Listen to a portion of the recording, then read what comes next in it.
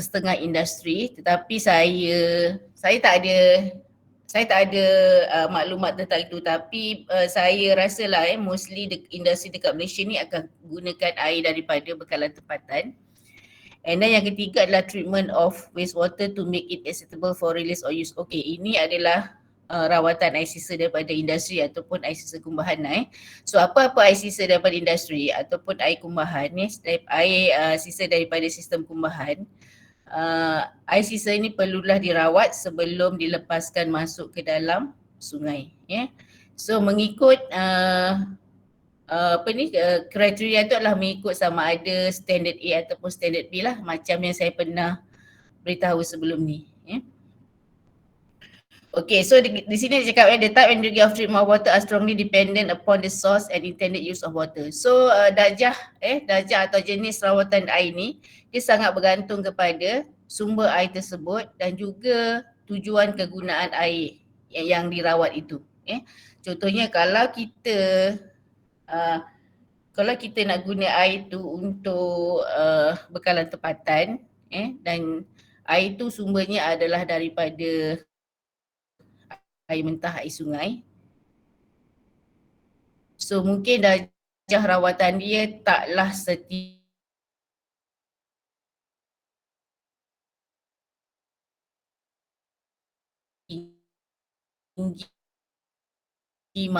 taklah seguna air sisa industri dirawat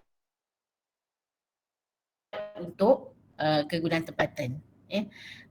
Di Malaysia kita tak pernah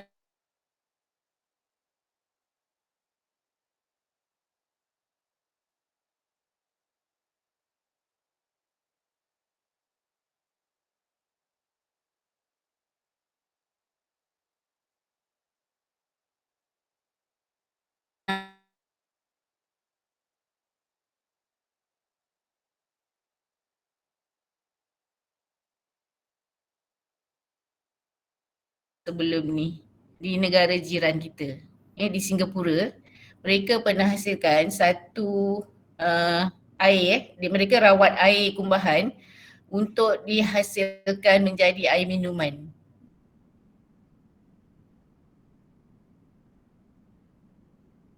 Mereka sangat bersih lah, mereka gunakan teknologi yang sangat tinggi lah untuk merawat air sistem kumbahan tersebut menjadi air minuman. Tetapi di Malaysia ni kita tak buat lah, kita tak ada teknologi yang tinggi macam tu. Okay. So di sini dia kata water for domestic use must be thoroughly disinfected. So air untuk bekalan tempatan mestilah dinyah kuman lah sebelum kita gunakan sebab itu amat bahaya kepada kesihatan. Dan juga contohnya kat sini, water to be in boilers may contain bacteria but must be quite soft to prevent scale formation. Maksudnya air yang digunakan untuk industri yang menggunakan boilers ni dia kata boleh mengandungi bakteria, tetapi mestilah tidak mengandungi logam kalsium ataupun magnesium yang tinggi lah supaya tidak berlakunya scale formation. So ini yang saya pernah cakap juga sebelum ni, kalau suatu air tu mengandungi ion kalsium ataupun magnesium tinggi, kita katakan air tersebut adalah hard water. Hard water. Kalau kandungan tu rendah, kita panggil dia sebagai soft water. So hard water ni dia akan menyebabkan scale formation. Maksudnya akan menghasilkan karat, rust dalam sistem boilers tersebut lah. Okay, so basically kalau kita nak kata rawatan air mentah dan juga rawatan air sisa, basically kita akan gunakan proses yang sama. Proses yang sama saja. So contohnya kat sini dia kata kita akan ada physical processes. Yang pertama adalah physical processes. Yang kedua adalah chemical processes ataupun chemical reaction. So dua ni adalah proses yang samalah untuk rawatan air mentah dan juga rawatan air sisa. Tetapi untuk air sisa ni dia akan ada satu lagi proses yang kita katakan dia adalah biological processes. Yang ini Kalau untuk air mentah, kita tak akan ada biological processes. Dia hanya melibatkan physical processes dan juga chemical processes. Tetapi untuk air sisa, air sisa industri ke ataupun air sisa daripada sistem kumbahan, dia akan melibatkan satu lagi proses iaitu biological processes. So basically sama saja, kaedah rawatan tu sama prosesnya. Kecuali untuk air sisa dia akan ada satu lagi proses yang dinamakan sebagai biological processes. Okay, so untuk physical processes ni biasanya apa yang ada apakah proses yang ada dalam physical ni yang dikelaskan dalam physical processes ni, dia adalah seperti filtration, filtration ni contoh nanti saya jelaskanlah masa kita towards the end ni nanti akan ada explanation dekat situ. So contohnya adalah filtration ataupun atau absorption, and then ada juga aeration, aeration. Itu biasanya yang typical dalam physical processes. So filtration ni maksudnya kita nak filter any materials yang ada dalam any solid materials yang ada dalam air tersebut lah. Contohnya mungkin dalam air mentah tu dia ada banyak botol, dia ada banyak kayu, dia ada banyak daun ataupun dia ada solid materials yang terapung lah. So kita akan asingkan dulu solid materials ni sebelum pergi kepada next stage. Next stage lah, itu adalah filtration ataupun sometimes kita panggil dia screening, screening. Kita nak screenkan dulu apa-apa solid materials yang ada dalam sumber dalam air tersebut. Okay, so absorption ni biasalah absorption ni adalah biasanya kita akan guna activated carbon untuk kita absorb impurities. Impurities ni mungkin dalam bentuk dissolved impurities lah yang terlarut yang terlarut, dan dia akan absorb the impurities menggunakan activated carbon. And then aeration ni adalah the way kita pump air, masukkan kita pump udara masuk ke dalam air supaya kita nak tambahkan oksigen dalam air tersebut. So apa fungsi aeration ni? Sebenarnya aeration ni digunakan untuk kita remove any volatile compound yang ada dalam air tersebut. Contohnya mungkin kita nak remove carbon dioxide, certain gases yang ada dalam tu seperti CO2, mungkin dia kata remove corrosive O2, mungkin ada O2 yang dia dalam bentuk elemen lain yang dia boleh menyebabkan korosif, dan juga dia kata H2S ataupun volatile organic species yang lain. So aeration tu kita pump air and then kita introduce oxygen dalam tu. Daripada proses tu dia akan remove any volatile species yang ada dalam air tersebut. Okay, untuk chemical reaction ni basically apa yang mereka buat adalah especially untuk pH adjustment. So mereka akan gunalah certain chemical untuk adjust the pH. Selain daripada tu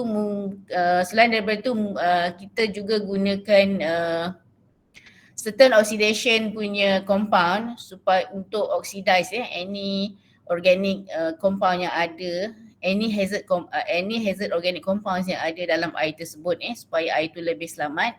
Dan juga kita akan masukkan juga chlorine untuk chlorination processes tu untuk matikan microorganism lah. So itu termasuk dalam chemical processes ataupun chemical reaction. So contoh lain untuk proses lain ini adalah chemical processes. Contohnya di sini dia kata precipitation, proses pemendakan. So proses pemendakan ni dia akan melibatkan the addition of phosphate to remove traces of scale forming calcium from boiler feed water. So sebab dalam air tu ini in general saya tak kata ini spesifik untuk air mentah saja. Ini kita boleh gunakan untuk kedua-dua lah air mentah dan juga rawatan air mentah dan juga rawatan air sisa. So kalau precipitation ni biasanya kita akan gunakan untuk air mentah lah sebab dia nak eliminate any minerals yang ada dalam air tersebut. Contohnya kalsium. So dikata kat sini dengan penambahan fosfat, ion fosfat ke dalam air tersebut, dia akan membentuk satu compound lain dengan kalsium. So any kalsium yang dissolve dalam air tersebut, dia akan membentuk satu compound lain dengan fosfat yang dalam bentuk solid. So bila dah ada bentuk dalam bentuk solid, kita boleh asingkan kalsium ni daripada sumber air tersebut. Selain daripada itu, kita juga ada proses oxidation dan reduction. So ini basically melibatkan oxidation of water soluble ions. Contohnya ada ion ferrum 2+ dan juga manganese 2+. So bila kita nak daripada proses oxidation reduction ni, kita akan tukarkan ferrum 2+ dan juga manganese 2+ ni kepada bentuk yang tidak larut. So yang dalam asal tu dia larut dalam air. So bila kita tambahkan chemical oxidation dan reducing agent dalam tu, so dia akan tukarkan oxidation state of this ion ni kepada bentuk lain dan dia akan membentuk solid compound dengan akan membentuk solid compound. So bila dah bentuk solid compound tu dan dia tak soluble, so kita boleh asingkan dia daripada, kita boleh removekan dia daripada air tersebut. Okey, selain daripada tu ada juga proses complexation. Complexation ni kita nama dia kompleks. So ini daripada perkataan kompleks ni kita tahu. So kita akan membentuk satu kompleks antara ion minerals dengan satu complexing agent iaitu kita namakan sebagai EDTA. So EDTA ni adalah satu kompleks chemical yang tujuannya adalah untuk trap apa-apa minerals yang ada dalam air tersebut. So bila dia dah bentuk kompleks dengan EDTA ni, contohnya kita kata kalau dalam tu ada kalsium atau manganese, dia akan membentuk kompleks. So bentuk kompleks tu maksud dia ion kalsium dan juga ion manganese ni dia akan terikat dengan EDTA. EDTA ni satu kalau you search, dia adalah satu compound yang besar di mana nanti minerals tu dia akan trap dalam structure EDTA tu. Dia bila dah bentuk kompleks structure dengan EDTA tu, dia akan boleh diasingkan. Dia akan membentuk solid compound dan daripada situ kita boleh asingkan dia daripada air tersebut. So basically proses oxidation ni yang berlaku dalam yang kita jalankan ke atas dalam rawatan air ni sebenarnya adalah untuk oxidize inorganic to forms to that are harmless or that are removed from water. So ini maksudnya inorganic ni kalau kita ada ion kalsium tadilah kalsium ke, manganese ke, ataupun kita ada ferrum ke. So kita tukarkan dia kepada bentuk yang kurang bahaya ataupun kepada bentuk solid sama ada dengan precipitation agent ataupun dengan complex agent. So daripada situ kita boleh removekan dia daripada air tersebutlah. Selain daripada itu, kita juga boleh hilangkan bau dan rasa yang disebabkan oleh organic compounds tu melalui proses oxidation yang ini.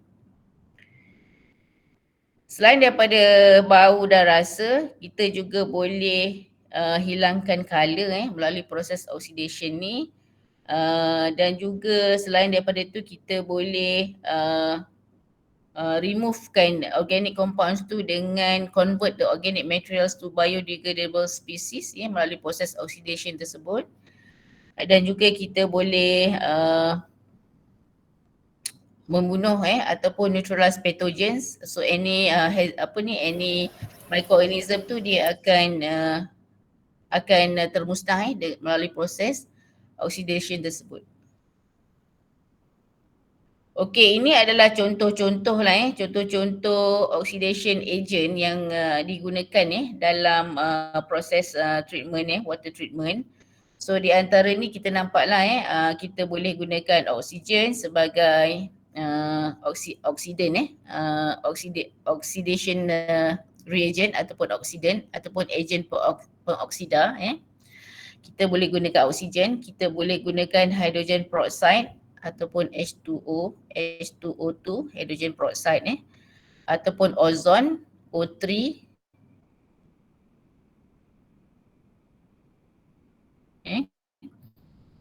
selain daripada itu kita boleh gunakan juga apa-apa spesies yang mungkin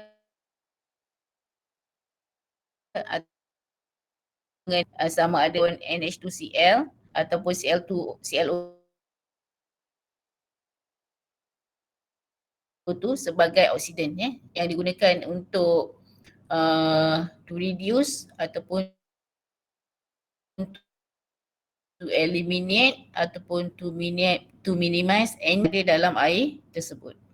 Okay, so most physical and chemical processes used to treat water involve similar phenomena regardless of the application to the three main categories of water treatment listed above.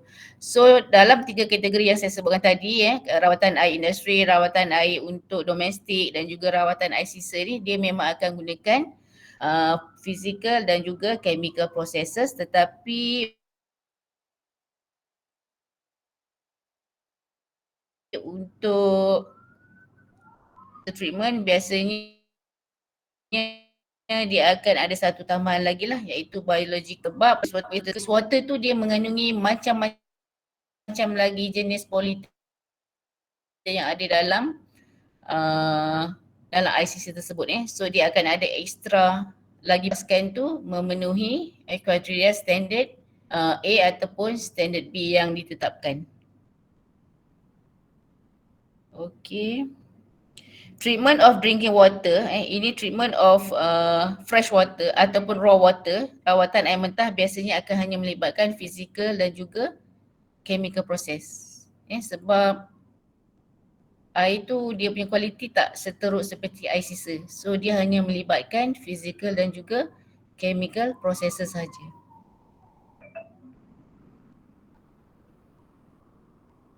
Okay.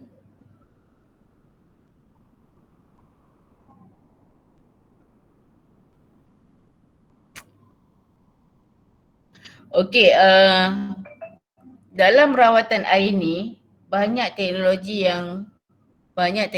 baru yang timbul yang ada sekarang ni.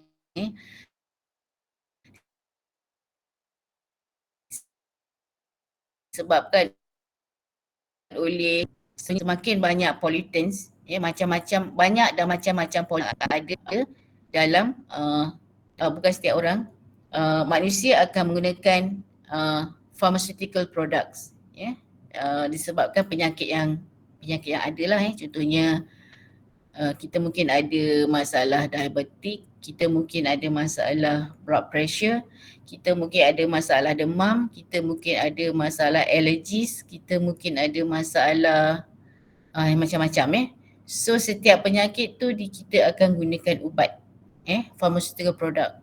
So bila kita makan ubat tu and then bila kita urinate ataupun kita buang air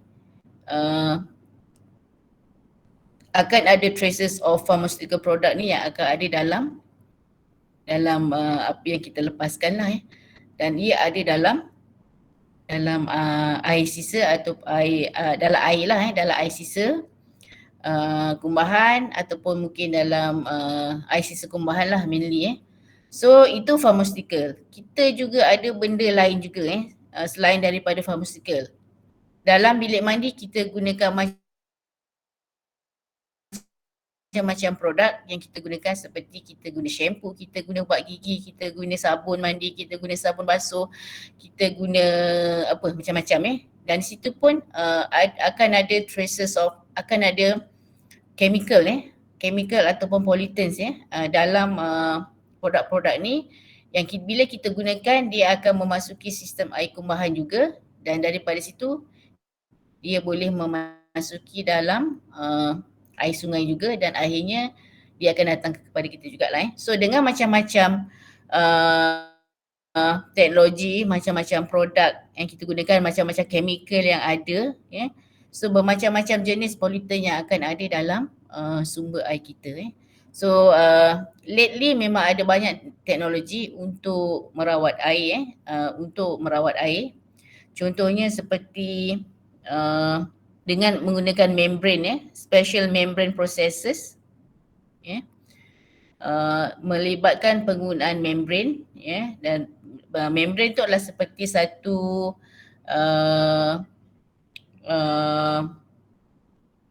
material yang digunakan untuk filter untuk filter apa-apa pollutants walaupun dia sangat rendah dia punya kuantiti dia supaya kita boleh hasilkan air bersih yang berkualiti lah tetapi teknologi membrane ni adalah sangat mahal mungkin di negara maju mereka gunakanlah teknologi membrane ni tetapi di Malaysia kalau teknologi membrane ni kita boleh gunakan untuk merawat air sisa industri tetapi teknologi ni sangat mahal kebanyakan industri tak akan gunalah kecuali untuk negara-negara yang maju dengan teknologi yang dah advance mereka akan gunakanlah teknologi yang seperti ni Okey, selain daripada itu kita juga ada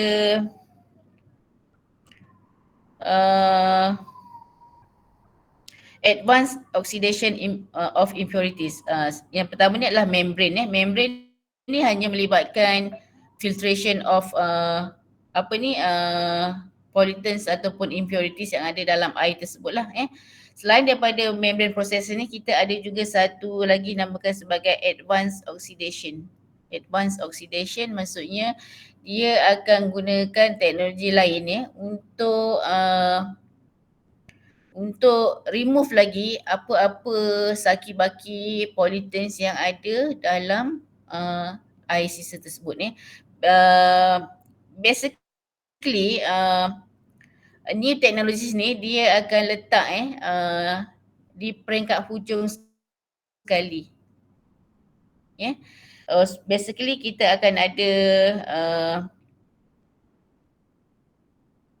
dalam rawatan air ni kita akan ada selain daripada kita kelaskan dia kepada physical processes, chemical processes dan juga biological processes itu satu dia ada juga dikelaskan ini untuk kejap saya tuliskan water treatment. Dia boleh dikelaskan kepada physical, chemical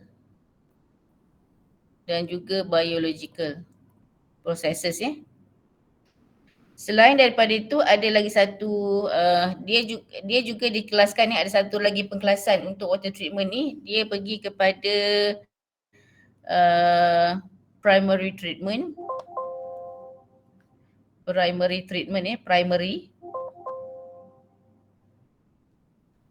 primary treatment and then secondary treatment and then tertiary treatment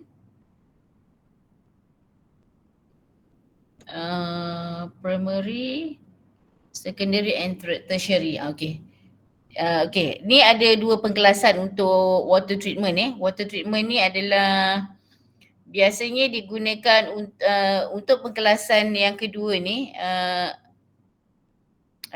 dua-dua ni adalah dua-dua pengkelasan ni kita gunakan untuk rawatan air mentah dan juga rawatan air sisa lah sama je. Tetapi untuk pengkelasan yang kedua ni iaitu primary, secondary and tertiary ni melalui diasingkan melalui stages Maksudnya stage 1 primary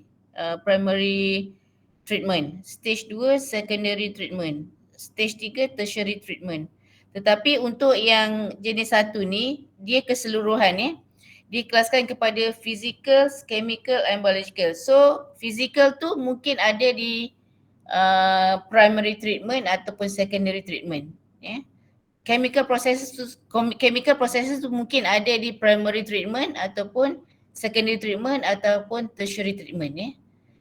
Tetapi basically dia sama je, pengkelasan ni sama je. Cuma dia ikut by process dan juga by stages. Sebab nanti bila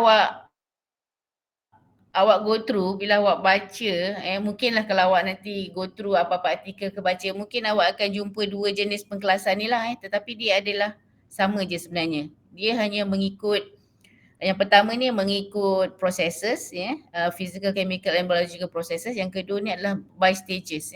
Stage pertama primary treatment, stage kedua secondary treatment and stage ketiga tertiary treatment. So untuk new technologies ni biasanya dia akan ada di bahagian tertiary treatment. Tertiary treatment di sini. Primary treatment ni biasanya dia pergi kepada physical. Ini pergi kepada physical treatment, physical processes. Secondary dia akan pergi physical dan chemical processes ni pergi kepada primary treatment, physical dan juga chemical.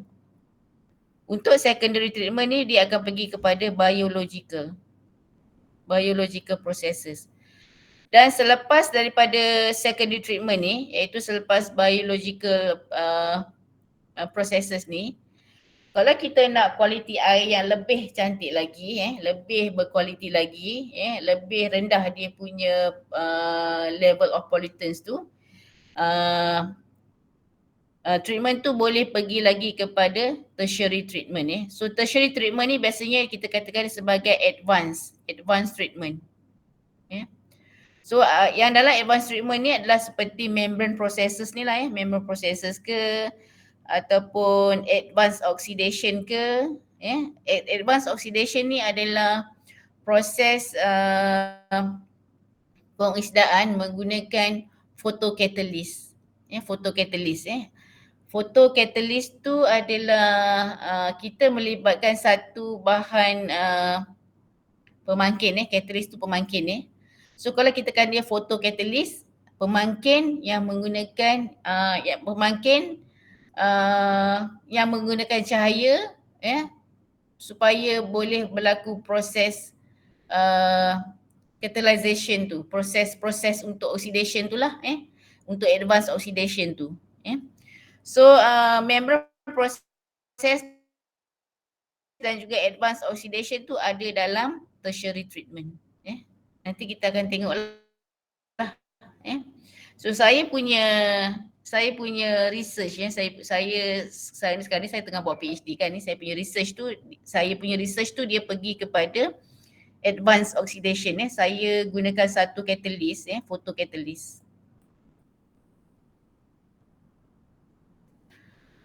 Untuk merawat POMSE yang awak guna tu kan, POMSE yang awak test dekat makmal tu, itu adalah POMSE tu adalah palm oil, POMSE tu adalah P for palm, oil, meal, secondary, effluent. So awak nampak dekat sini secondary kan. So sampel ni saya ambil selepas proses secondary treatment. Selepas secondary treatment ni, iaitu selepas biological processes tu. So sampel POMSE tu selepas dirawat bukannya dia raw punya air sisa, dia dah dirawat selepas daripada biological processes lah. So that's why nama dia secondary effluent. Kat sini ada secondary treatment kat sini. And then saya gunakan kaedah advanced oxidation ni menggunakan photocatalyst untuk merawat POMSE ni. So saya punya research tu dalam termasuk dalam tertiary treatments lah ataupun advanced punya treatment. Saya cakap ni supaya awak clear lah dekat situ. Ada apa-apa nak tanya? Okey, apa yang dimasukkan dengan advanced oxidation ni mungkin saya boleh cerita sikit. Contohnya saya punya photo catalyst adalah saya gunakan zinc oxide. Zinc oxide ni ZNO. Photo catalyst saya zinc oxide. So saya ada sampel POMC, saya ada sampel POMC. Sini POMC Sorry lah writing saya tak cantik sebab saya tablet ni saya tak ni kan ni saya tak meja saya dalam keadaan dia menegak, saya tulis tak apa-apa ni. So saya ada sampel POMC tadi, so saya masukkan zinc oxide ke dalam ni sebagai photocatalyst, and then saya akan letak satu lampu ultraviolet dekat sini. So advanced oxidation tu tadi kita kata dia akan guna ultraviolet radiation kan ultraviolet radiation. Okay. So saya akan onkan UV ni. So bila UV ni saya onkan, dia akan menyebabkan dia akan bertindak balas dengan zinc oxide ni. Zinc oxide ni akan absorb dia akan absorb energi daripada UV. Absorb energi daripada UV lah So dia akan menghasilkan radical species. Radical species ataupun elektron elektron. So bila dia hasilkan elektron ni dia akan bertindak dengan pollutants yang ada dalam POMC ni pollutants yang ada dalam POMC, dan dia degradekan pollutants tu kepada bentuk yang tidak bahaya. Itu adalah advanced oxidation menggunakan photocatalyst. Okay.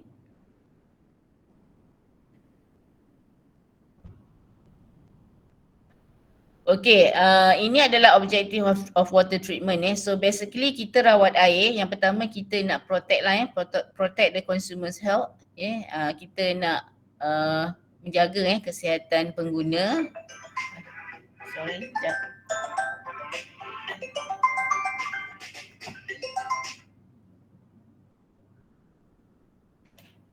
Ada kelas.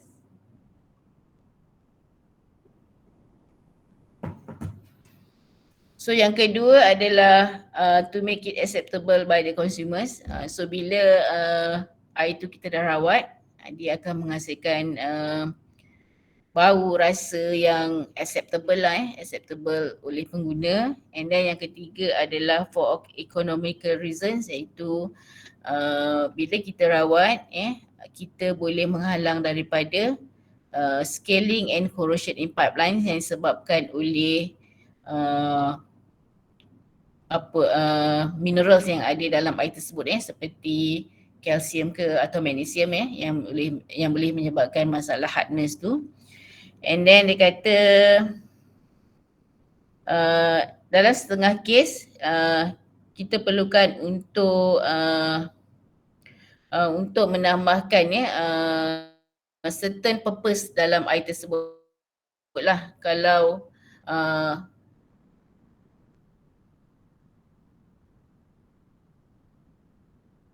Kalau kita ingat di Malaysia ni mereka akan tambah iron fluoride. Iron fluoride dia kata untuk protecting child's teeth. Dia kata untuk bagi gigi kanak-kanak, untuk menjaga penjagaan gigi kanak-kanak lah. So dia akan masukkan iron fluoride yang macam ada dalam kita punya ubat gigi tu kan Tetapi sekarang ni dia tak masukkan lagi iron fluoride tu. Itu berdasarkan daripada apa yang saya tahu bila saya melawat loji rawatan air di loji rawatan air SAJ di Gresik. So mereka katakan bahawa sekarang ni memang dia tak tambah fluoride tu lah dalam air mentah yang dirawat tu. Tapi sebelum ni maksudnya dahulu mereka tambahkan iron fluoride tu untuk menjaga, untuk protect lah gigi kanak-kanak. Okey.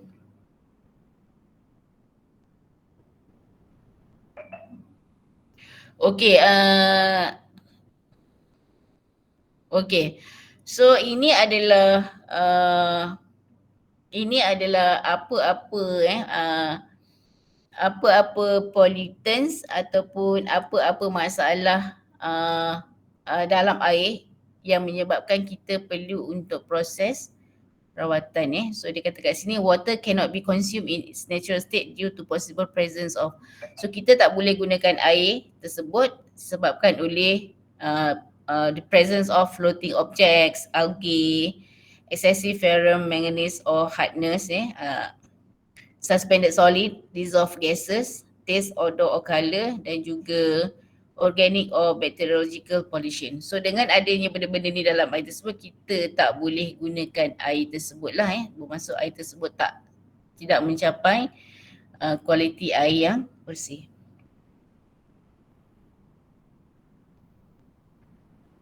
Okey, ini yang saya katakan tadi. Okey. Okay, so dia kata kat sini, the clear, safe, even tasteful water may have started as air yang kita minum, air yang kita guna seharian tu, yang kita nampak bersih tu, dia boleh may have started as a murky liquid pump from a polluted river with moth and swarming bacteria. Kalau awak pergi kalau awak tengok sungai kan, especially kalau waktu hujan, musim hujan ni, air sungai tu menjadi, tapi itulah air yang dia akan gunakan dirawat untuk bekalan air mentah kita.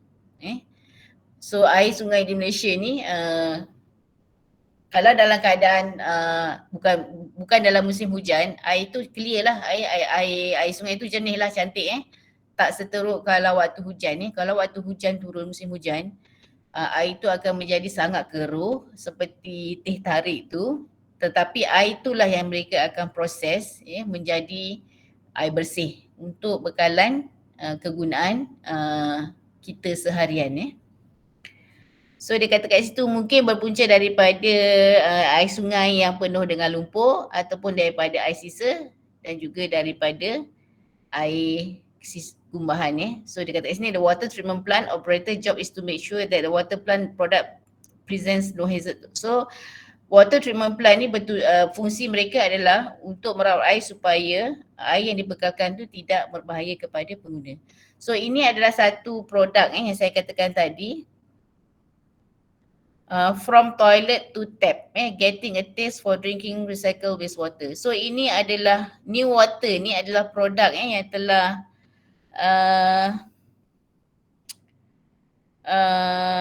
dihasilkan di Singapura.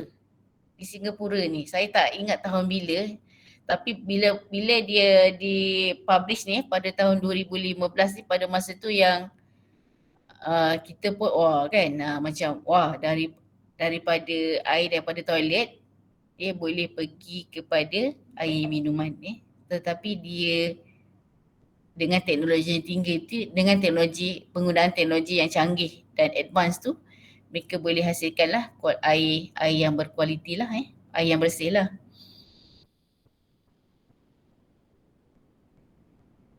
Dia kata the quality of from sewage is very good, as good or better than the tap water in any city in the developed world. Tetapi dekat Malaysia ni kita tak buat lah.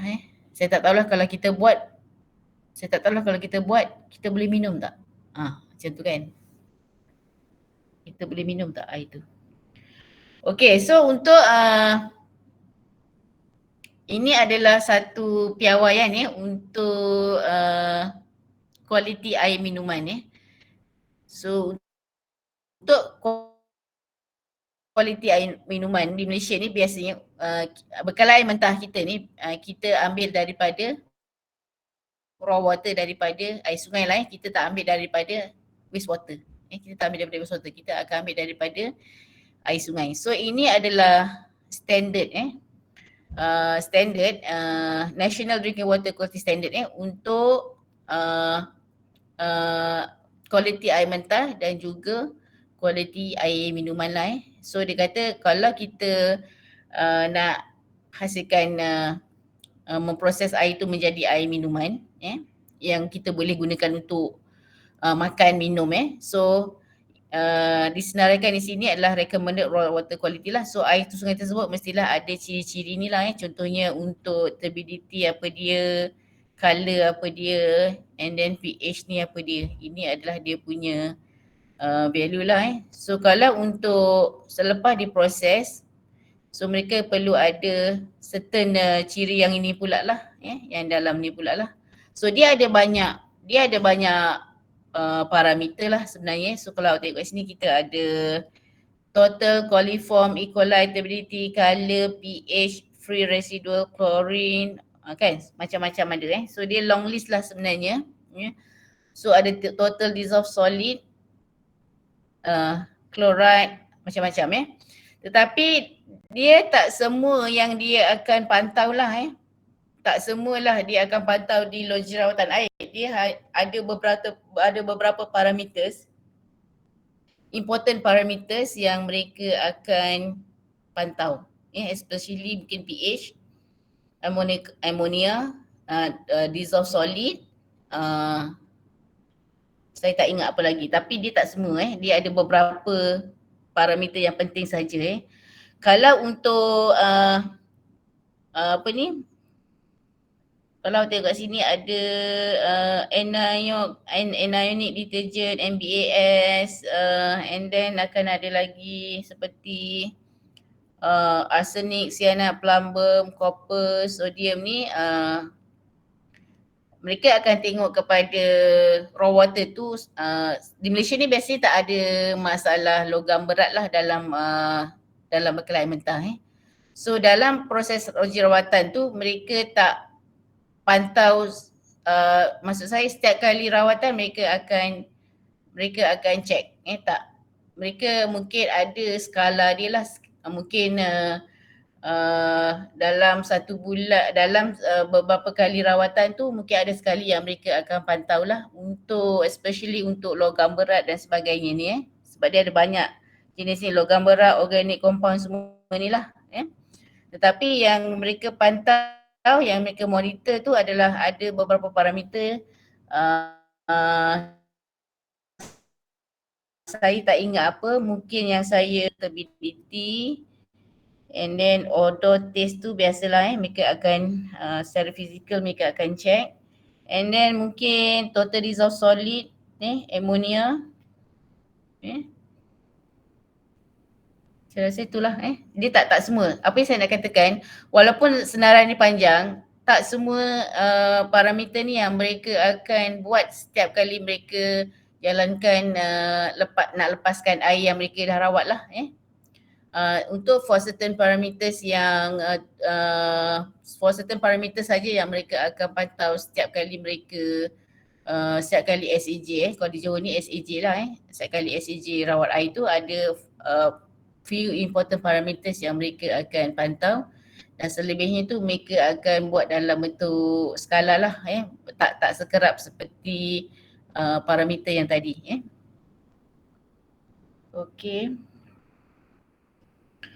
Okey, ini adalah secara amnya gambaran macam mana kita proses yang dijalankan untuk merawat air mentah untuk kegunaan domestik. Maksudnya kalau di Malaysia ni kita akan gunakan air sungai. So macam mana kita proses untuk merawat air sungai itu menghasilkan menjadi air bersih dan dibekalkan kepada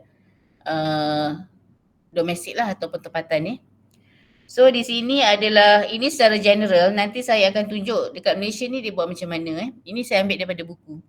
So yang pertama, so ini dia kata air ditarik daripada well, tapi kalau kita ditarik daripada sungai lah So air daripada sungai, so dia akan tarik masuk lah So bila dia tarik masuk, sebenarnya nanti kat sini dia ada screening Screening dulu. Screening tu maksudnya kita nak asingkan any solid materials yang ada dalam air tersebut. Contohnya mungkin ada botol plastik ke atau sampah daun apa semua tu mereka akan asingkan dulu mereka akan ada screening ataupun grid mereka nak asingkan dulu. And then daripada situ air ni nanti akan melalui proses aeration aeration untuk remove any volatile species yang ada dalam compound tersebut. And then selepas tu akan ditambahkan dengan lime lime ni adalah dalam bentuk CaO, calcium oxide ataupun CaOH, CaOH tu ada dalam nota saya nanti kat bawah And then lime ni berfungsi untuk remove any minerals contohnya seperti kalsium ataupun magnesium membentuk satu solid compound yang nanti dia boleh diasingkan lah daripada air tersebut. So bila dah berlaku proses ni dah selepas proses addition of lime ni, nanti dia akan pergi kepada air tu akan dialihkan ke primary basin ataupun takungan takungan pertama ataupun primary basin ni. So dalam primary basin ni nanti apa-apa solid apa-apa solid yang terbentuk daripada proses lime ni ataupun apa-apa suspended material yang sangat halus yang diterapung apa semua tu dia akan settle down so dia akan settle down di dasar takungan ni lah so nanti selepas dia dah settle down tu air tu nanti akan ditambahkan dengan coagulant. So coagulant ni adalah satu chemical yang ditambahkan untuk apa-apa suspended materials yang sangat halus yang masih ada dalam air tu untuk membentuk bergumpal membentuk satu solid ataupun pepejal lah dia akan bergabung so coagulant agent ni dia fungsinya adalah bila kita tambahkan dia akan kumpulkan apa-apa suspended material yang sangat halus tu membentuk satu gumpalan so gumpalan ni nanti makin lama dia makin besar. So bila dia makin besar akhir nanti dia akan settle down dekat takungan tu juga so nanti air yang dihasilkan tu akan jadi lebih bersih lah So dekat sini dia kata the addition of CO2 ni lebih kepada pH adjustment sebab daripada proses coagulation ni kat sini sebenarnya proses nama dia coagulation flocculation.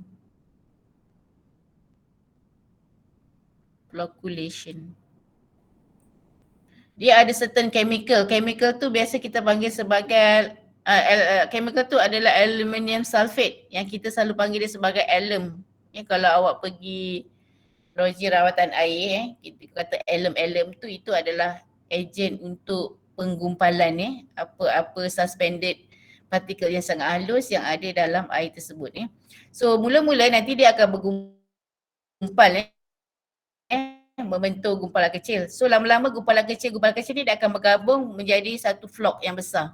So proses tu adalah coagulation, flocculation Ada dua jenis ni. So selepas tu nanti dia akan masuk kepada secondary basin. So bila masuk kepada secondary basin nanti apa-apa gumpalan tu dia akan settle down. So air tu akan jadi lebih bersih lah So bila air tu jadi lebih bersih dia akan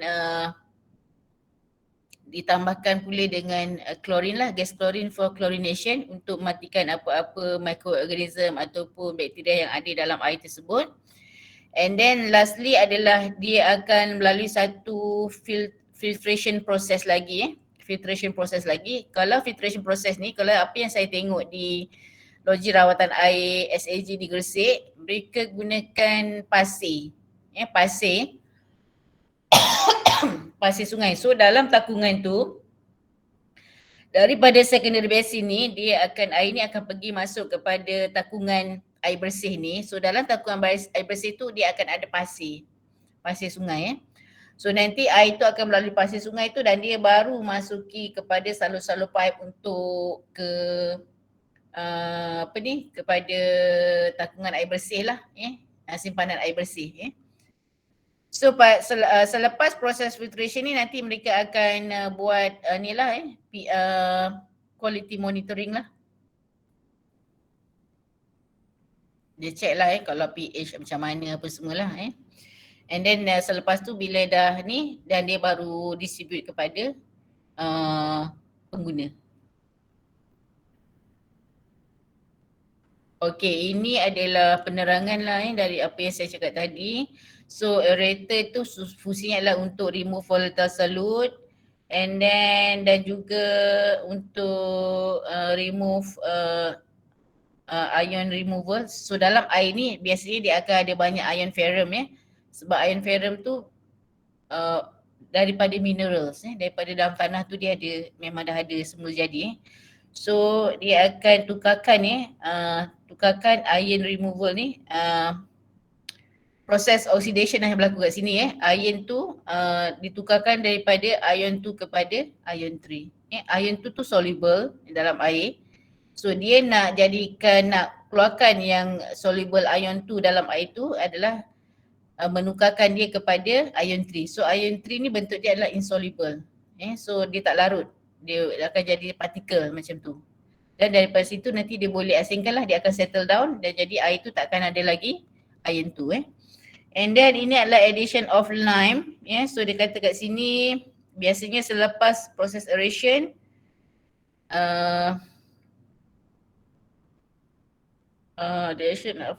okay. So penambahan CEO ataupun COH tu selepas proses aeration tu akan meningkatkan pH. So bila dia meningkatkan pH tu dia akan menghasilkan formation of precipitate. So lime addition tu dia punya fungsi adalah untuk removekan ion seperti kalsium dan magnesium lah yang ada dalam tu supaya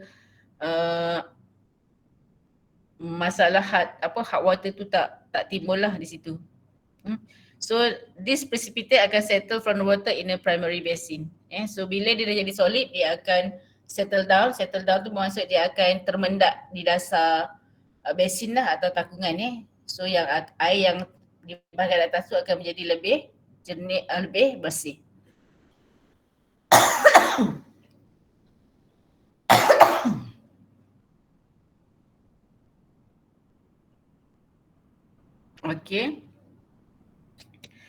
Okey, ini adalah penerangan untuk penambahan koagulan tadi dia kata banyak solid material remains in suspension. So apa-apa partikel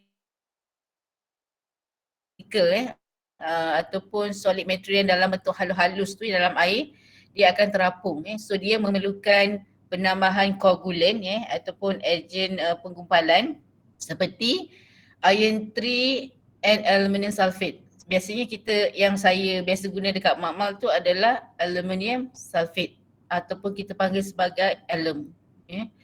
So bila kita tambahkan ni ke dalam air tersebut, so apa-apa suspended particles yang ada dalam air tersebut dia akan membentuk gelatinous metal hydroxide ataupun sebagai colloidal particles dia akan bergumpal. Bermula dia akan gumpal kecil-kecil and then dia lama-lama dia akan jadi gumpal besar-besar. So bila jadi gumpal besar dia akan berat so bila dia berat dia akan settle down kepada ke dasar basin lah. So air yang dihasilkan tu akan jadi lebih jernih, lebih bersih. Okay. Alright. So apa yang itu adalah general process So apa yang ini adalah daripada hasil saya tengoklah rawatan air dekat SAJ. So basically dia sama je cuma dia ada tambah sikit-sikit lah, mungkin ada certain terms tu yang dia lain sikit So dekat sini dia kata raw water source ini adalah sungai. Kalau dekat Malaysia ni adalah sungai dia akan melalui screening process. Screening process tu adalah untuk asingkan apa-apa solid materials yang ada yang besar-besar tu. sedimentary yang besar-besar. And then selepas tu melalui proses aeration, and then selepas tu melalui proses flocculation, coagulation, yeah. And then dia akan selepas tu akan pergi kepada proses sedimentation. Sedimentation ni dia adalah proses settling down lah, settling down apa-apa setelah penambahan coagulant agent tadi. And then selepas tu dia akan pergi kepada filtration, filtration ni kalau dekat Malaysia dekat SCG yang saya tengok tu dia gunakan pasir lah, dekat loji rawatan air tu dia gunakan pasir sungai untuk filter last filtration punya ni. And then selepas tu dia akan tambahkan klorin, and then lepas tu mereka akan check pH, pH adjustment. Nak tengoklah pH tu dalam range yang yang dikendaki. Kalau kita tengok tadi dalam National Quality Drinking Standard, dia punya pH tu dalam certain range apa tadi? Kalau air tu dalam range 6.5 hingga 9 tapi biasanya dia tak akan pergi tinggi lah macam tu dia akan pergi 6.5 hingga mungkin dalam 7.5 macam tu lah So bila dah check dia punya pH tu, okay, fluoridation ini dulu saya letakkan saja, tetapi sekarang ni dah tak ada lah fluoridation dah tak ada. And then selepas tu dia akan masuk kepada clean water tank, and then sebenarnya water quality monitoring ni selepas pH adjustment ni mereka dah buat, bukannya dah masuk clean water tank baru mereka buat water quality monitoring, sebabnya mereka ada lab so every time tu memang mereka akan buat cepat saja. Mereka tak tunggu sampai storage tank baru mereka nak ambil sampel lah. And then selepas okay semua barulah pergi kepada water distribution system. So okay, so ini saya terangkan lah. So ini slide yang seterusnya ni saya terangkan setiap proses yang ada dalam ni So saya rasa saya tak perlu terangkan, nanti you baca dekat situ.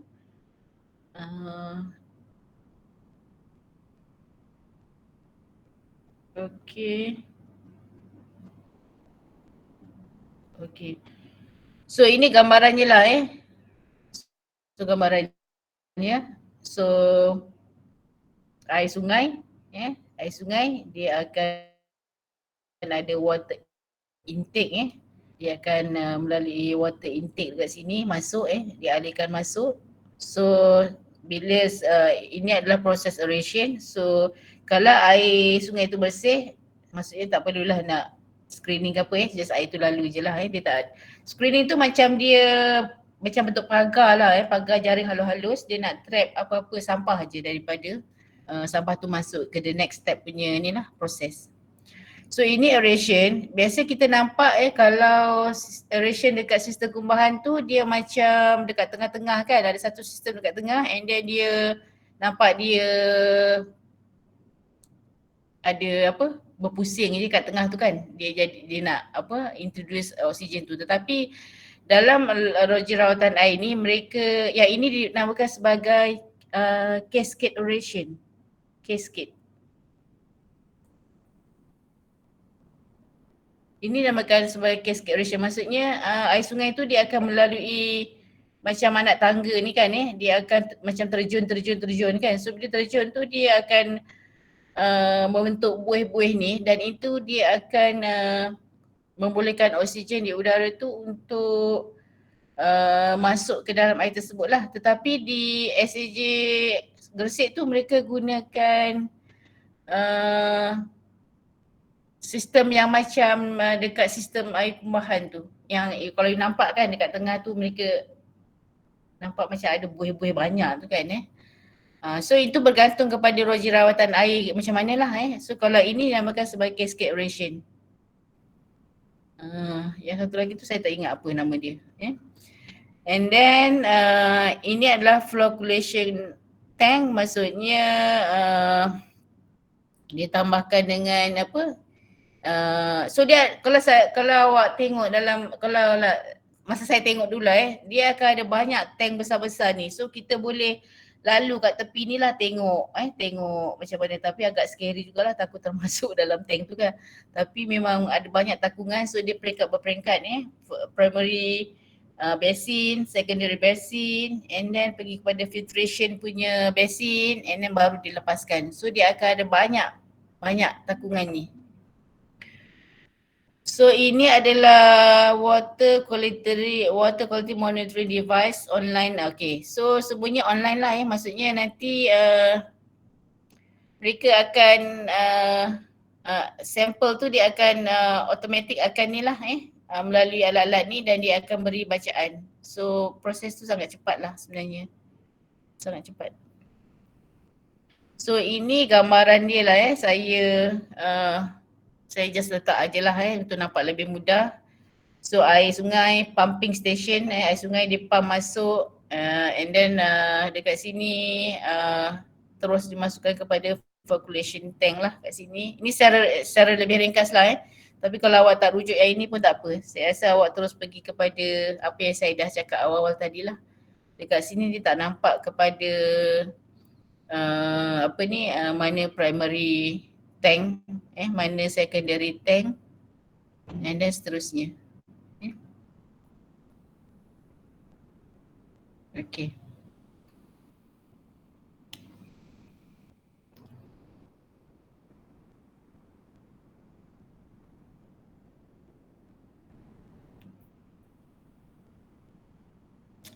Ini antara masalah yang biasalah yang biasa ada dekat Malaysia lah biasanya selalu sangatlah ammonia. Ammonia masalah ammonia sampaikan loji rawatan air tu ditutup lah. So awak nampak kat sini kalau untuk ammonia dia punya level adalah 1.5 ppm 1.5 ppm, tapi bila dia dah lebih mencapai 2.75 ppm memang dia kena tutup lah tutup, tidak merawat air, tutup, and then biarkan air sungai tu flow continuously lah. Seterusnya mungkin ambil masa few days macam tu, and then dah settle okay, baru mereka boleh tarik air untuk rawat balik lah air tu. Okay, dekat sini okay, kat sini 4.8 lagi tinggi ni, 4.8 miligram per liter. Apalah wartawan ni, ini adalah 4.8 miligram per liter ataupun 4.8 ppm. So ini lebih tinggi lah. So ini masalah ammonia ni masalah yang biasa dekat Malaysia lah. Okay. Okay, ini saya untuk industrial use ni saya just letak satu slide je sebab saya tak nak terangkan banyak dekat sini. So ini okay, ada setengah industri yang mereka akan gunakan balik air sisa mereka. Contohnya macam kalau di industri kelapa sawit, selepas mereka merawat air sisa tersebut, instead of mereka lepaskan melalui alur sungai ke sungai, mereka juga boleh gunakan tu sebagai sebagai sumber air untuk siram pokok-pokok dekat ladang tu. Dan dalam industri kelapa sawit ni, selain daripada air sisa, mereka akan ada banyak mendakan yang ada dekat dasar kolam tu lah So setiap tahun mendakan ni semakin bertambah So antara salah satu masalah industri kelapa sawit adalah macam mana mereka nak buang mendakan yang terhasil ni, slush tu yang kita bagi slush dekat dasar kolam tu. Sebab kolam dia kena ada certain capacity. So bila slush ataupun mendakan tu banyak ada dekat dasar kolam, so capacity air sisa yang boleh dirawat tu menjadi sangat terhad lah So mereka kena buang slush yang ada dalam tu. Itu adalah salah satu masalah industri kelapa sawit lah. Macam mana mereka nak gunakan slush yang terhasil tu, slush yang terhasil tu digunakan untuk jadi satu produk lain. Ada juga yang mereka pernah beritahu mereka buat kajian ni untuk digunakan sebagai batu bata. Tetapi saya tak tahulah advance dia macam mana dalam kajian ke macam mana. So kalau dalam itu untuk rawatan air sisa, masalah antara masalah adalah mereka hasil daripada proses rawatan tu menghasilkan banyak sludge ataupun mendakan di dasar kolam. Untuk rawatan air mentah air mentah yang air sungai yang dirawat tadi, melalui proses tu pun akan ada banyak mendakan yang terhasil juga, dan itu pun adalah salah satu masalah mereka juga. Bila saya pergi melawat ke SAJ Gresik tu, mereka offer kita ada tak apa-apa projek yang boleh gunakan boleh gunakan sludge yang kita boleh gunakan sludge yang mereka hasilkan tu untuk dijalankan lah, supaya mereka tak ada masalah pembuangan sludge yang ada yang terhasil daripada proses rawatan tu. Itu. So mungkin kalau you all ada idea mungkin boleh ni lah Itu antara masalah mereka lah. Okay. So untuk industri saya rasa saya tak nak sentuh lah Nanti mungkin saya pun tak sentuh tu, saya mungkin tak akan masukkan dalam apa-apa soalan lah Sangat simple sangat. Okay, kalau untuk air kumbahan untuk air kumbahan ataupun air sisa industri ni, basically dia pun sama sama je lah dia punya treatment dia. So dia kata ada kat sini okay, dia ada physical, chemical and biological So ini ada characterization Kalau kita belajar dulu, water quality tu dia terbagi kepada 3 physical, chemical and biological. Ini lebih kepada dia punya properties Tetapi untuk dia punya rawatan pun sama je So kat sini kalau awak tengok kat sini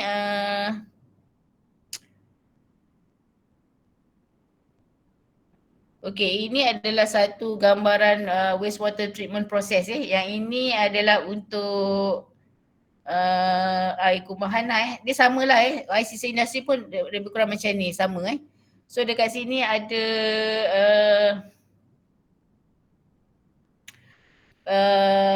primary sedimented, okay, ni primary treatment yang saya kata tadi, primary treatment.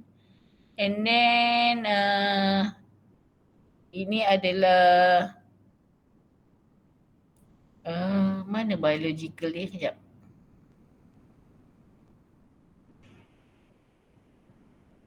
Okay, di sini adalah secondary treatment secondary treatment. Tadi saya katakan apa ni, pengkelasan untuk treatment tu instead of physical, chemical, biological process, dia ada juga primary treatment, secondary treatment dan juga tertiary treatment So ini adalah primary, ini adalah secondary, ini adalah tertiary treatment So kalau untuk air sisa ni selepas daripada secondary treatment ni, mereka boleh lepaskan lah kalau mereka dah memenuhi standard yang untuk effluent tu, standard AB tu yang saya pernah tunjuk sebelum ni, dia boleh dilepaskan. Tetapi sekiranya kita nak gunakan air tu untuk kegunaan lain, contohnya dia kata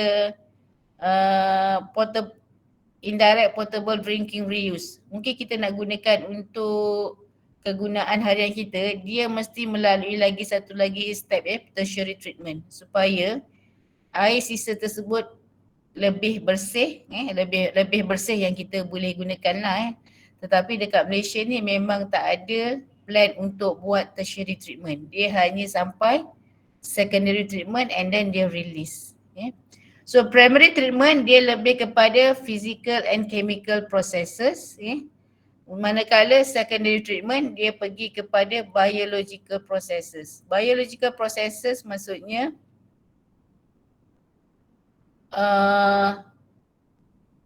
kita akan biological process adalah lebih kepada degradation of organic compounds tu oleh microorganism So dalam tu memang ada banyak microorganism. So nanti dia akan, microorganism ni dia akan degradekan apa-apa pollutants. So bila selepas degrade tu, air tu akan menjadi lebih air system tu akan menjadi lebih bersih lah. So untuk Malaysia tertiary memang tak ada. Kita tak ada plan pun nak gunakan air kumbahan ke air sisa ke digunakan untuk ni lah, untuk dirawat lah untuk dirawat lah melalui tertiary treatment ni tak ada biasanya. Janji mereka dah lepaskan okey memenuhi standard SNB dan mereka lepas ke sungai je. Tak ada plan untuk guna balik sebagai kegunaan domestik ke apa ke. Sebab kita Malaysia banyak taburan hujan kita sangat tinggi so kita tak ada masalah. Kita tak ada masalah kekurangan air ataupun sebagainya. So kalau awak tengok ni sama je lah dia punya basically sama. Kita ada kita ada course ke, kita ada screening and then di sini dia ada tetapi tak macam air rawatan air mentah lah tadi kan kita kata ada letak chemical ni nak buang sebab dalam air mentah tu kita nak pastikan dia bersih pollutant tu tak ada sebab kita nak minum. Tetapi kalau untuk ni dia kurang sikit lah berbanding dia punya rawatan tu tak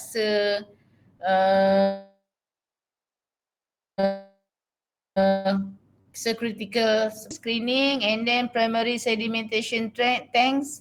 So ini and then nanti dekat situ dia akan apa-apa partikel ataupun apa-apa ni slush dia akan terkumpul and then daripada situ air sisa yang di bahagian atas ni akan pergi kepada aeration tank supaya proses oxidation tu berlaku and then dia akan pergi kepada sedimentation punya proses lagi, final settling kat sini and then di sini dia akan pergi kepada biological processes mungkin dibiarkan supaya microorganism tu boleh degrade apa-apa pollutant yang ada dalam tu and then selepas tu bila dia dah memenuhi fulfill the criteria untuk pelepasan dia boleh dilepaskan lah lepaskan ke sungai ataupun dia kata restricted agriculture and landscape reuse macam Pomsey tadi lah iklan besar dia gunakan untuk siram balik pokok kelapa sawit ke ataupun sebagainya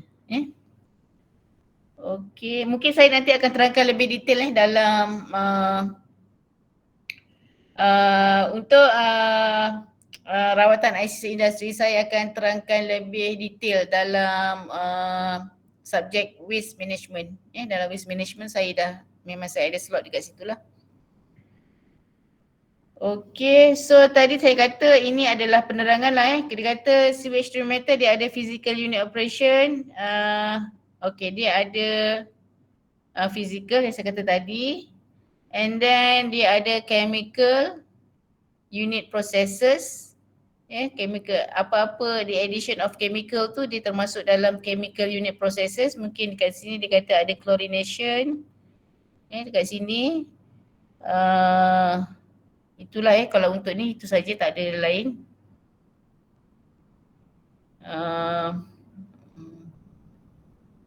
Kalau untuk physical tadi dia melibatkan ni saja screening, mixing, flocculation, sedimentation, filtration and flotation.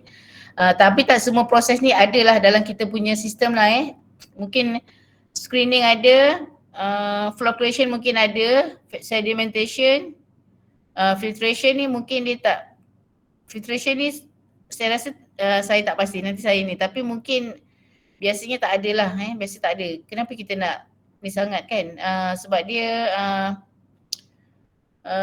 filtration tu mungkin yang penggunaan pasir tu lah tapi saya tak ada details kat sini. Mungkin nanti kita boleh buat lawatan kot. Nantilah you all mungkin tak ada lah mungkin the next nanti kita boleh tengok lah macam mana yang mereka buat lah. Macam mana mereka rawat air kumbahan ni. Saya tak pernah tengok lagi sebenarnya macam mana mereka proses yang mereka jalankan. Ini melalui carian dia yang ada dekat internet ataupun dekat buku lah.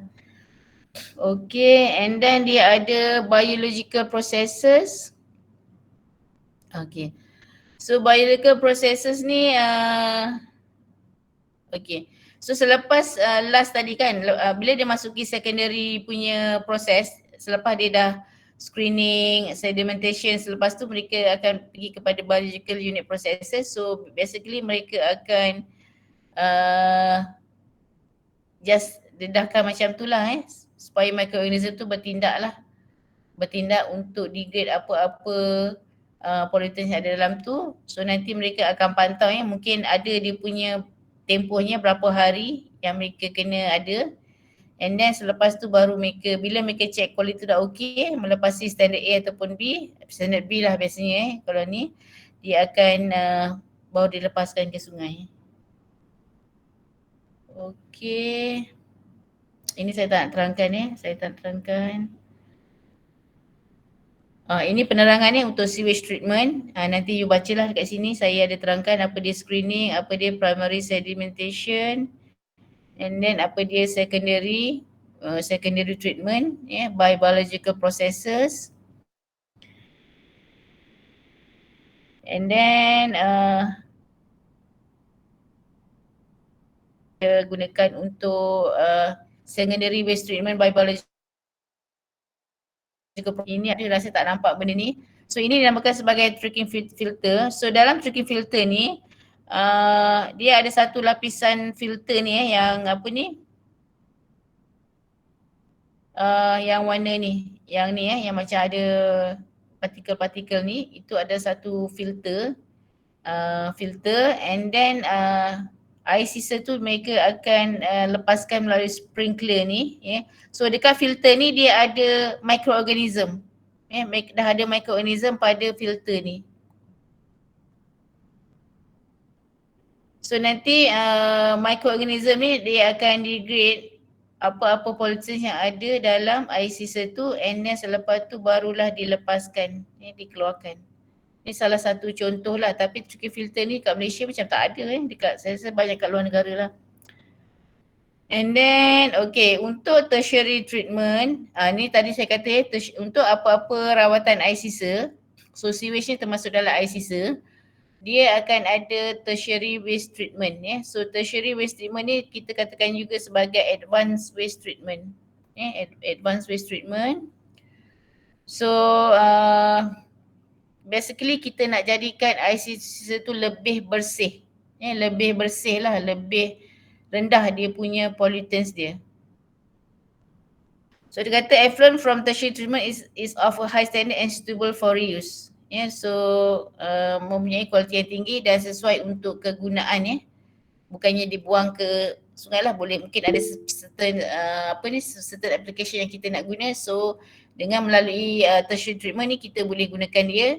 Tetapi di Malaysia dia kata there is no plan to build tertiary treatment system in Malaysia. The focus has been providing a basic standard for preliminary, primary and secondary treatment. So dekat Malaysia ni memang kita tak ada plan untuk menjalankan tertiary treatment kepada sistem kumbahan air dekat Malaysia.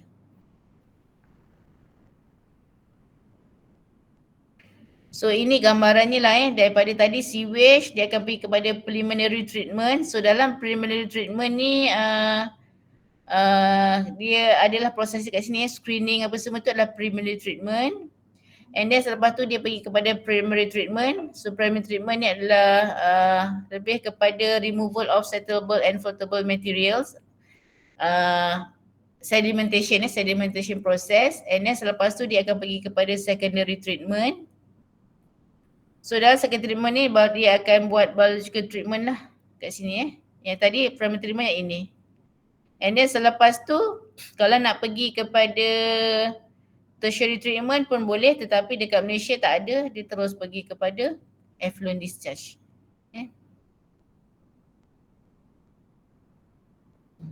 Okay. So kalau nampak kat situ dalam tertiary treatment dia kata biological and chemical treatment to remove nutrients and pathogens. So bila kita boleh remove nutrient pathogen, so air tu akan menjadi lebih bersih. That's why kita boleh gunakan dia lah. Kita boleh gunakan dia balik untuk kegunaan kita lah, mungkin membasuh, mencuci dan mungkin juga untuk minum dan makan Okay, kalau untuk effluent standard ni ini adalah saya ambil untuk apa-apa effluent standard ni dia mesti mengikut effluent yang dilepaskan tu dia mesti comply dengan standard yang ada dalam Environmental Quality Act 1974 ni. So dalam Akta Kualiti Alam Sekitar 1974 ni dia dinyatakan ada standard A dan standard B. So standard A dan standard B ni standard A dan standard B untuk khas untuk effluent yang dilepaskan effluent yang dilepas, yang dah dirawat dan nak dilepaskan. So kalau ada air sisa industri, air rumahan tu, lepas dirawat kita tengok, so adakah dia memenuhi standard A ataupun standard B. Kalau dia kata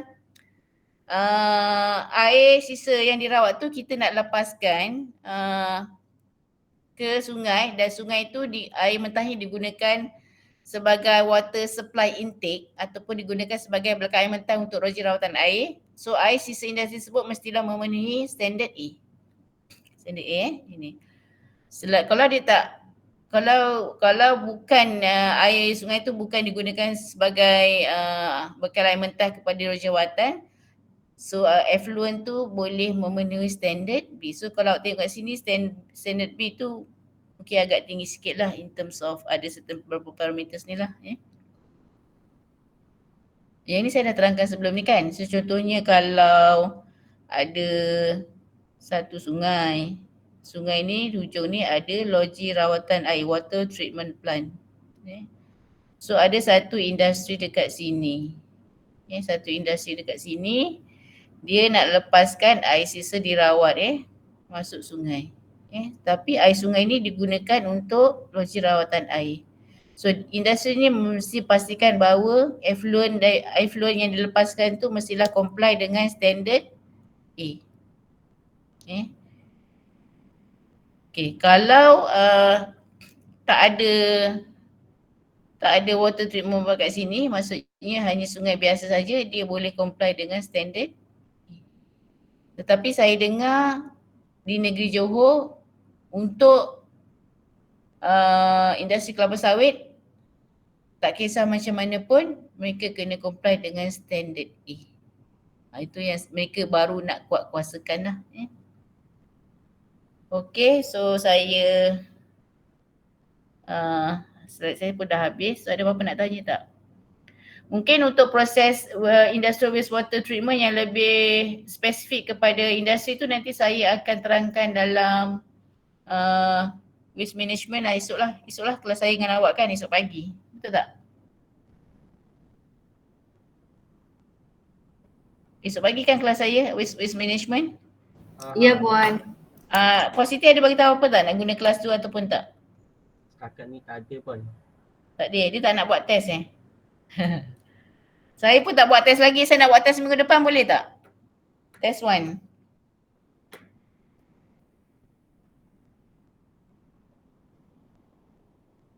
Boleh ke saya nak buat minggu depan test 1? Tak buat lagi ni. Hari apa Tuan? Untuk environmental ni. Untuk waste management saya tanya Puan Siti nanti bila dia nak buat. Nanti saya detailkan saya ada banyak benda yang saya tak settle dengan awak ni. Nanti saya settlekan, minggu ni saya settlekan semua in terms of quiz, in terms of test, in terms of lab pun tak settle lagi, assignment pun tak settle. So dalam minggu ni saya akan settlekan semua. Nanti saya maklumkanlah dengan awak semua benda berkaitan dengan itulah saya rasa banyak benda yang saya tak settle dengan awak untuk subjek ni lah.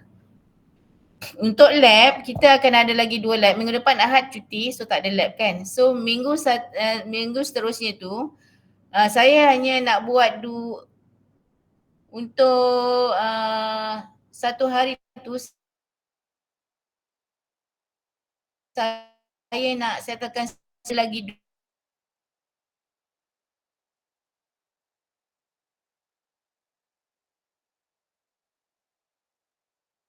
nanti saya nak buat habiskan terus dalam masa hari tersebut.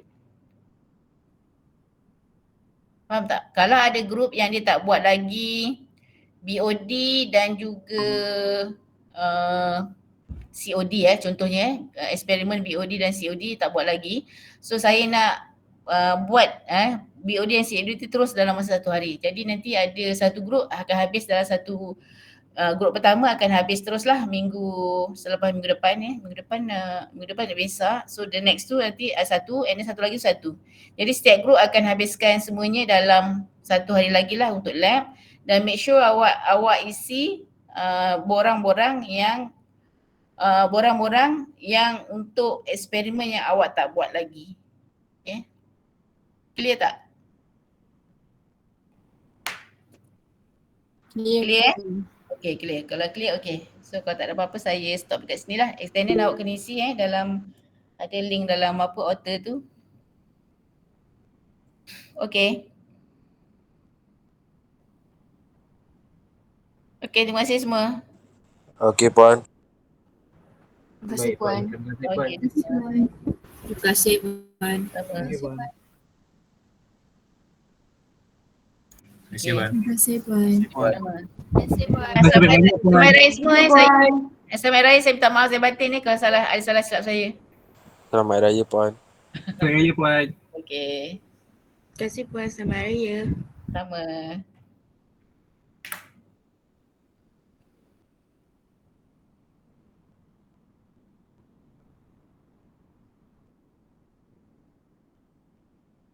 Terima kasih Puan.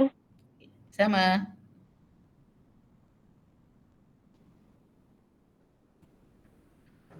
Terima kasih Puan. Selamat Raya. Maaf zahir dan batin. Sama Bonnie. Bonnie. Ah, Wang ya, dah keluar. Wang dah keluar